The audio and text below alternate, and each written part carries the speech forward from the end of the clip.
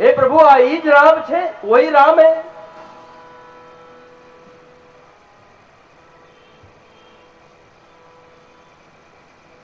તમે મન વચન અને કર્મથી રામચંદ્રજીના ભક્ત છો, રામચંદ્રજીના સેવક છો, એટલા માટે આ જવાબ પણ તમે જ આપી શકો ને, બાકી કોઈ ના આપે।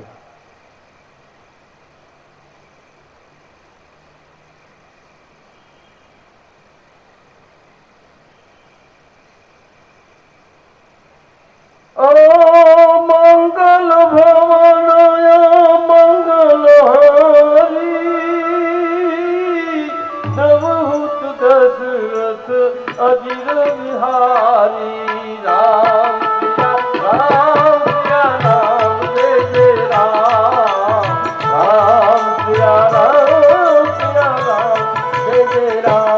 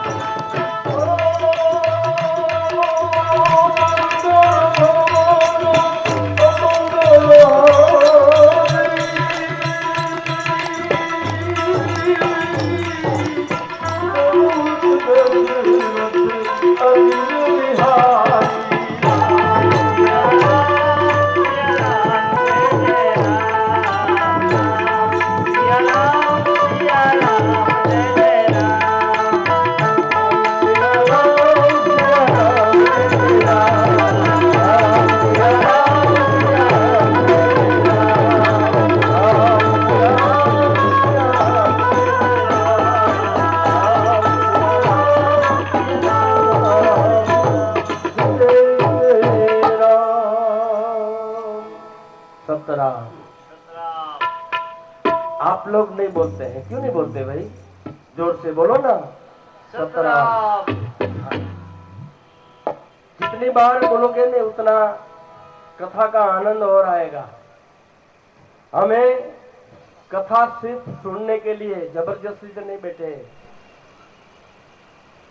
हमें यहां से कुछ पाना है। और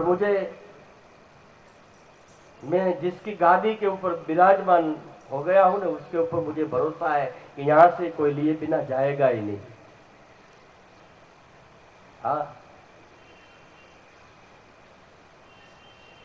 परमात्मा के पास जो खाली हाथ जाएंगे तो फिर मांगेंगे कहां? हाँ? પણ માગવું વગર મહેનતનું માગવું સારું છે? બહુ સરસ મજાની વાત છે। ભગવાન કેવી રીતે લીએ ખબર છે? એક બ્રહ્મદેવ શિવ મંદિરમાં રોજ જળનો લોટો પધરાવે, એક લોટો જળ પધરાવવાનો નિયમ। ગરીબ માણસ છે બ્રહ્મદેવ, રોજનો નિયમ છે કે શિવજીને જળ ચડાવવું। मैं एक दिवस शिवजी की बाजू में हनुमानजी નું મંદિર તો હોય જ। હનુમાનજી વગર તો મને એમ નથી લાગતું કોઈ દેવ બેઠા હોય। દાડો બેઠો જ હોય, દાડા વગર હાલે નહીં। હા, તારા વગરના કોઈ ગોકા ભરાવે પછી એટલે દાદાને બેહાડતા હોય ઘણા તો। હા, પછી આ બેઠો હોય બેચારો, શું કરે? કારણ કે ભગત છે ને, જેને ભક્તિ કરી છે ને કાયમ દુઃખી જ થયા છે। પ્રજાએ એને કોઈ સુખ નથી આપ્યું। હા, જેને જેને ભક્તિ કરી છે ને એને પ્રજાએ તો ઊંધે હાથ લીધા। અને પછી ગુજરી ગયા પછી શું કરે ખબર?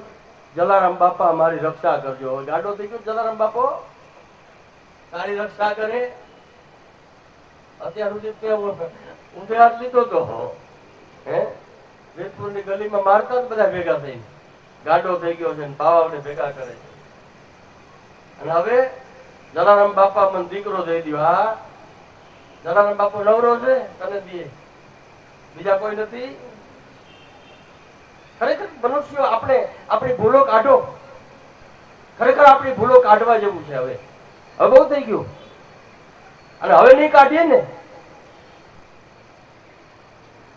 તો પેલા આપણે અંગ્રેજોના ગુલામ હતા, પછી રજવાડાના થયા, અને હવે આપણે હાના થાવ, ગુલામીમાં બહાર નહીં નીકળીએ।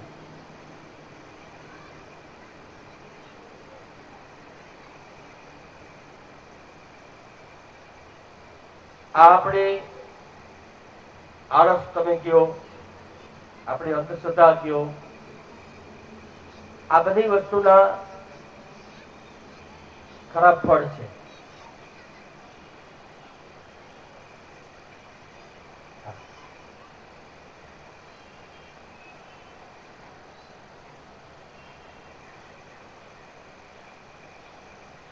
હે પાર્વતી, તમે સંશય શું કામ કરો છો? પાર્વતી ને ભગવાન શિવજી કે સતીને કે તમે સંશય કેમ કરો છો? પણ છતાંય સાંભળો, કુંભક ઋષિ પાસે આવ્યા છે। કુંભક ઋષિને એમ થયું કે મારી ઝૂંપડી કોણ પધાર્યું? ભોળોનાથ।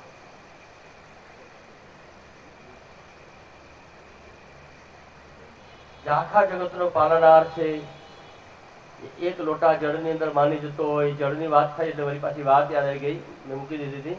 પછી બ્રહ્મદેવ રોજ જળનો લોટો ચડાવે એટલે એક વખત ભગવાન શિવજીએ હનુમાનજી મહારાજને કીધું, હનુમાન શું કરો છો તમે? હા પ્રભુ, જાગું જ છું, મારા નસીબમાં નિધન ક્યાં છે, તમે ઘણું વાત દેતા નથી।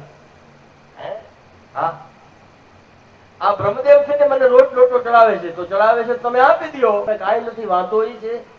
હું બાવો રહ્યો ભભૂતગર, સંસારની અંદર આરોટવા વાળો, ગામમાં નથી ખોરડું, સીમમાં નથી ખેતર। આ બ્રહ્મદેવને મારે આપવું તો હું આપું છું ના, એમ ન હાલે ભોળાનાથ, તમારે આપવું જોઈએ પ્રભુ। એમ તમે હાથ ઉપર કરી દો કે આ રોજ બ્રાહ્મણ તમને જળનો લોટો ચડાવે, તમે કાંઈ દો નહીં, તો કે વાત સાચી છે પણ મારી પાસે કાંઈ નથી। હવે અત્યારે આ જમાનો છે કલિયુગ, અને આમાં રોકડા જ જોઈએ, બાકી જોતું હોય તો હું દઈ દઉં। અને આપણી પાસે ચેક બેક તો હોય નહીં, ખાતા આપણા નમડે ક્યાંય। આપણે અહીંયા કલયુગની કોઈ બેંકમાં ખાતું ખરું તો નથી. આ ઉપાય કરો તો ઉપાય છે ભોળાનાથે કીધું ઉપાય છે હનુમાનજી તમારાથી જ થશે. તો કેવી રીતે? હા તો કામ તમે 10,000 રૂપિયા દઈ દો. હનુમાનજી કે મને આટામ લીધો ને, હવે આ 10,000 મારે કેવી રીતે? મારી પાસે નથી. તો ના, તમે લંકા બારીથી રાવણને ઠપકાર્યો હતો, તમારામાં બધી તાકાત છે, તમે છે ને આમ પાછા સ્વતંત્ર છો, કોઈ ધોઈ શકો. દ્યો, કાંઈ વાંધો નહીં. હનુમાનજી વિચાર કર્યો, ઠીક છે તો આપશો, બીજું શું થાય. અને આ વાત એક વાણીઓ સાંભળી ગયો. શિવજી ને હનુમાનજી ની વાત વાણીઓ સાંભળી ગયો. એટલે વાણિયાએ બ્રહ્મદેવને રસ્તામાં આંતર્યા અને આંતરી ઘરે લઈ ગયા, ચા પીવડાવ્યા. તો વિચાર કરો, કોઈ દી કૂતરાનો રોટલો ન રાખે, એ બ્રહ્મદેવને ચા પીવા લઈ ગયા. ભૂદેવ અમારે ત્યાં પધારો. ભૂદેવ વિચાર કરે છે કે આ કોઈ રોટલો નથી નાખતો કૂતરાને, અને આજે મને આ ચા પીવા લઈ ગયો, પણ હશે કઈક, ચાલો આપણે જાય. કે આવતીકાલે શું છે? તો કે મકર સંક્રાંતિ છે. તો કે મકર સંક્રાંતિ જે મળે એ બધું મારું, બોલો સોદો કરવો છે? બ્રહ્મદેવ કે રેવા દે, શેરડી સાઠા જીંજરા તલના લાડુડા સિવાય કાંઈ ન મળે.